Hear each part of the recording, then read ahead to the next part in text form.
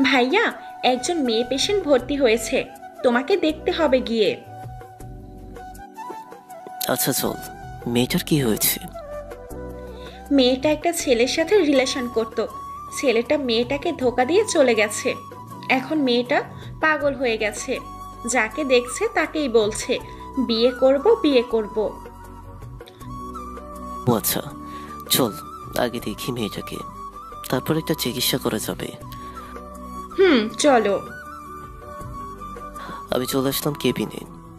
এসে দেখি মেয়েটাকে বেডের সাথে বেঁধে রাখছে। আমি সামনে যেতে মেয়েটা বলল, আব্বু, আম্মু, আমি এই ডাক্তারকে বিয়ে করব।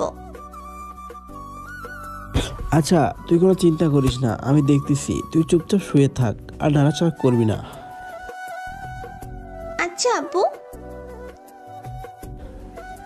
ডাক্তার দেখুন আমার মেয়েটার কি অবস্থা হয়েছে, আপনি প্লিজ আমার মেয়েটাকে আগের মতো করে দেন। আমি দেখতেছি, আপনি কোনো চিন্তা করবেন না, আমরা আপনার মেয়েকে আগের মতো সুস্থ করে তুলব। ধন্যবাদ ডাক্তার।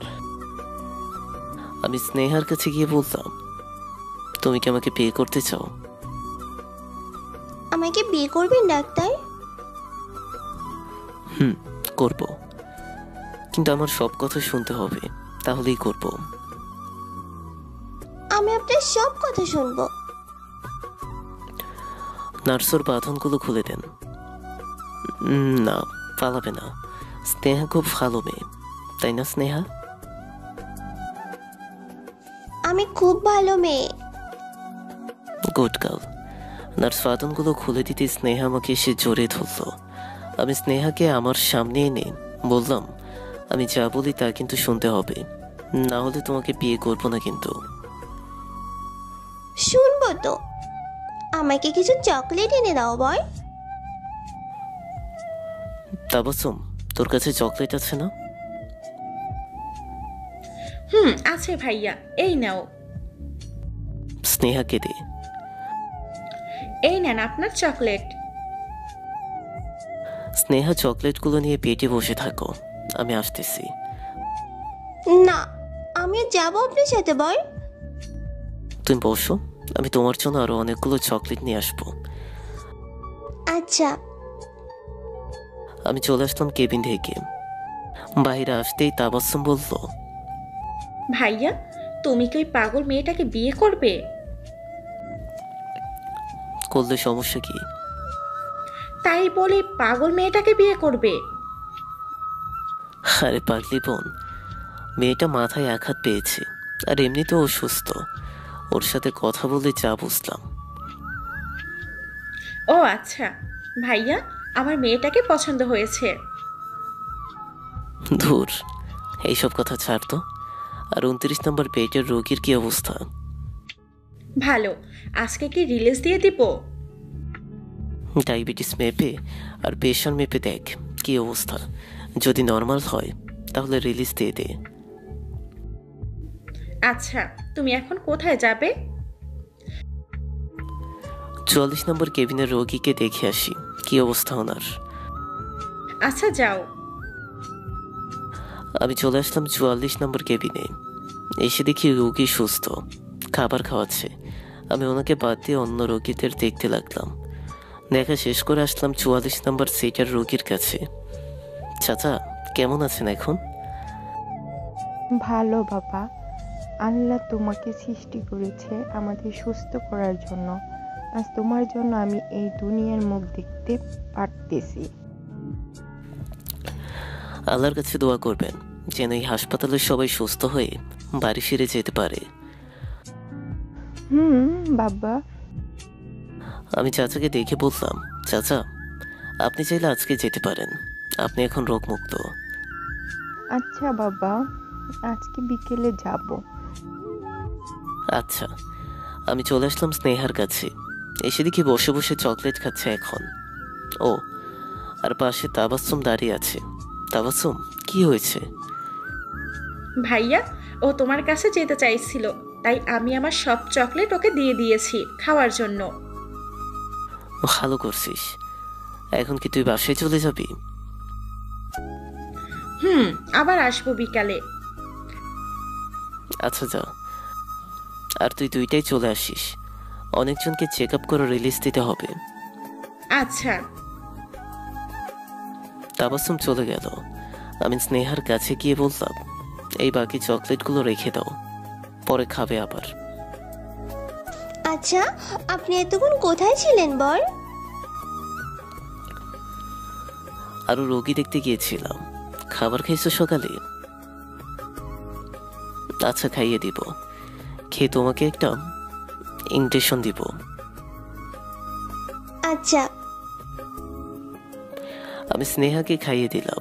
খাওয়া দাওয়া শেষ করে একটা ঘুমের ইনজেকশন দিয়ে দিলাম, কারণ স্নেহার চোখের নিচে কালি দাগ পড়ে গেছে।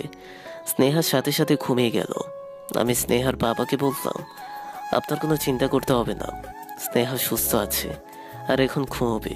বিকেল 5টায় উঠবে। আমি আবার আসবো 5টায়। আমি চলে আসলাম আমার কেবিনে। অনেক রোগী দেখা হলো। এবার পরিচয়টা দিয়ে ফেলি। আমি রাতুল, পেশায় একজন ডাক্তার।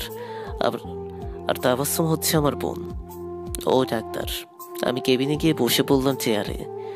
একটু পর শান্তা আসলো। শান্তা হচ্ছে এই হাসপাতালের নার্সের চাকরি করে। শান্তা আমাকে পছন্দ করে, কিন্তু আমি করি না। শান্তা বলল, কি ব্যাপার, তুমি ওই মেয়ে এত কেয়ার করতেছো কেন?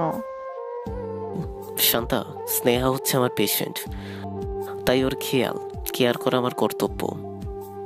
ওকে একজন বাবার তার মেয়েকে কখনো এমন অবস্থায় দেখতে চায় না, সেটা তুমি ভালো করে জানো। আশা করছি এইসব কিছু নিয়ে আর কথা বলবা না, মনে যেন থাকে। হুম। শান্তা চলে গেল। আমি চোখ বন্ধ করে চেয়ারে হেলান দিয়ে শুয়ে পড়লাম।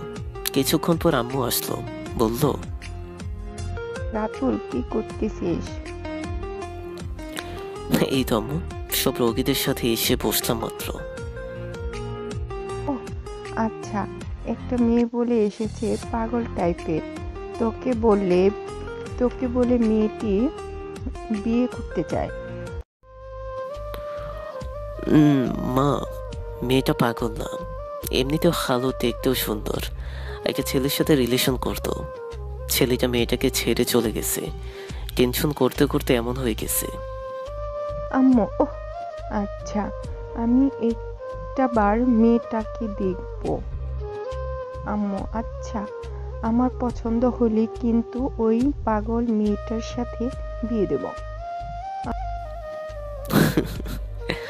আম্মু, তুমিও মজা করতে পারো, যাও এখন। যাচ্ছি।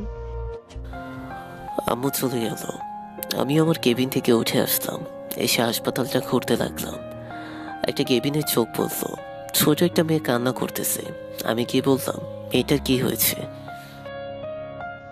ডাক্তার তোর চকলেট খাবে বলে আর ওর পেটে ব্যথা করতেছে, কান্না করতেছে। সকালে কিছু খাওয়াইছিলেন? না, খাই নাই কিছু। ও আচ্ছা, আপনি গিয়ে খাবার নিয়ে আসেন, আমি এখানে আছি। আচ্ছা ডাক্তার। এই যে পিচ্ছি, তুমি যদি না খাও তাহলে এইখান থেকে চাইবা কি করে? আর তোমার আম্মু দেখো কত কষ্ট করতেছে। তুমি খাবার খাও, আমি ওষুধ নিয়ে আসতেছি। আচ্ছা বাবা। আন্টি, কাল যদি আর পেটে ব্যথা না করে তাহলে আমি ওষুধ লিখে দিব, ওইগুলো খাওয়াইলেই ভালো হয়ে যাবে। আচ্ছা। আমি চলে আসলাম কেবিনে। এসে দেখি তাবাসসুম চলে আইছে। কিরে, এত তাড়াতাড়ি চলে আসলি যে? কই তাড়াতাড়ি আসলাম, তুমি দেখো ঘড়িতে 2টার উপরে বাজে। আমি ঘড়িতে তাকিয়ে দেখি 2টার উপরে বেজে গেছে। আম্মু কোথায়? আম্মু তো ওই পাগল মেয়ের মায়ের সাথে গল্প করছে দেখে আসলাম। তুই একজন ডাক্তার, ওই মেয়েটাকে পাগল বলা তোর উচিত হয় নাই। ওহ সরি ভাইয়া, আসলে হবু বউ তো তাই চলছে, তাই না? মানে কি বলতেছিস? আর ও আমার হবু বউ হতে যাবে কেন? আম্মু তো ভেবেই নিয়েছে ওই মেয়ের সাথেই তোমার বিয়ে দিবে। এসব কি বলতেছিস? আচ্ছা যাই হোক, কত নাম্বার কেবিনে রিলিজ দেওয়া হবে? এই নে লিস্ট, আবার চেক করে তারপর রিলিজ দিবি। আচ্ছা। তাবাসসুম চলে গেল। আমি বসে আছি চেয়ারে। কিছুক্ষণ পর আম্মু আসলো, বলল, কি রে, কি করতেছিস? এই তো আম্মু, বসে আছি। তোর জন্য মেয়ে পাইছি। কিসের মেয়ে? আর আমি মেয়ে দিয়ে কি করব? তোর বিয়ে। এখন এইসবের কি দরকার ছিল আম্মু? আর কতদিন একা বাড়িতে বসে থাকবো, তাই তোর সাথে ওই পাগল মেয়েটার বিয়ে দেব। মেয়েটা দেখতে খুবই সুন্দর। আর মেয়েটা তো পাগল না, তুই একজন ডাক্তার, তাই তুই ভালো করেই জানিস এর কি হয়েছে। তোমাদের যখন পছন্দ হয়েছে তাহলে আমি আর না করবো না। আচ্ছা তুই থাক, আমি স্নেহার কাছে যাচ্ছি। আচ্ছা। আম্মু চলে গেল। আমি চোখটা বন্ধ করে চেয়ারের সাথে হেলান দিয়ে শুয়ে পড়লাম। হঠাৎ কে যেন আমার চুলগুলোতে হাত বুলিয়ে দিচ্ছে। আমি তাকিয়ে দেখি স্নেহা। আরে তুমি এখানে কেন? আপনি না বলেছেন আমাকে বিয়ে করবেন আর চকলেট দিবেন? বলেছিলাম তো, কিন্তু তুমি আবার কেবিন চিনলে কি করে? আপনার আম্মু দিয়ে গেছে আমাকে এখানে। ও আচ্ছা। আমি পাশে থাকা চেয়ারটা টেনে আমার পাশে আনলাম। এইখানে বসো। না, আগে আমার চকলেট দিবেন, তারপর বসবো। এই নাও চকলেট। স্নেহা চকলেট নিয়ে বসে খেতে লাগলো। কিছুক্ষণ পর তাবাসসুম আসলো, বলল, বাহ বাহ, জামাই বউ দেখি একসাথে বসে আছে। এই চুপ, এইসব কথা তোকে কে বলতে বলছে? কেউ না। আচ্ছা স্নেহা ভাবি, চলো আমার সাথে। আমি আমার বরকে ছাড়া কোথাও যাব না। তোমার বর আমার বড় ভাই, আসো আমার সাথে। না, আমি যাব না। স্নেহা তুমি চাও, আমি আসতেছি একটু পর। না গেলে তোমাকে বিয়েও করবো না, চকলেটও দিব না। আচ্ছা যাচ্ছি। স্নেহা চলে গেল। আমি আর বসে না থেকে হাসপাতাল পুরোটা ঘুরে ঘুরে দেখতে লাগলাম। অনেকজন আজকে রিলিজ হয়েছে। আমি স্নেহার কেবিনে এসে দেখি সবাই আছে। আমাকে দেখে আম্মু বলল, তোর তো কাজ শেষ, এখন চলে যাবি নাকি? আম্মু। আচ্ছা যা, আমরাও আসতেছি একটু পরে। আমি চলে আসলাম বাহিরে। গাড়িটা নিয়ে হাসপাতাল থেকে বেরিয়ে চলে আসলাম বাসায়। বাসায় এসে ফ্রেশ হয়ে শুয়ে শুয়ে ফোন টিপতেছি। কাজের বুয়ার মেয়ে আসলো, বলল, ভাইয়া খাবার রেডি করতেছি, আম্মু বলতেছে যাওয়ার জন্য। আচ্ছা তুমি চাও, আমি আসতেছি। নাজমিনের বয়স 12 বছর, এবার ক্লাস 7-এ পড়ে। পড়ালেখা খুব ভালো। আমি নিচে এসে খাওয়া দাওয়া করে নিলাম। খাওয়া দাওয়া করে রুমে এসে শুয়ে পড়লাম। কখন যে ঘুমিয়ে গেছি খেয়াল নেই। বুকের উপর ভারী কিছু অনুভব করলাম। ঘুম ঘুম চোখ খুলে তাকিয়ে দেখি কে যেন আমার বুকের উপর শুয়ে আছে। চুল দিয়ে মুখ ঢাকা আছে। আমি চুলগুলো সরাতেই অবাক, কারণ আমার বুকের উপর স্নেহা শুয়ে আছে। আমি আর কিছু বললাম না, এক নজরে তার মুখটার দিকে তাকিয়ে রইলাম। কত মায়াবী মুখ। হঠাৎ কারো শব্দে আমার খোর কাটলো। আমি দরজার দিকে তাকিয়ে দেখি তাবাসসুম দাঁড়িয়ে মিটমিট করে হাসতেছে। কিরে, কি হয়েছে? কিছু না ভাইয়া, আব্বু ডাকতেছে। ও আচ্ছা, আর স্নেহা এইখানে কেন?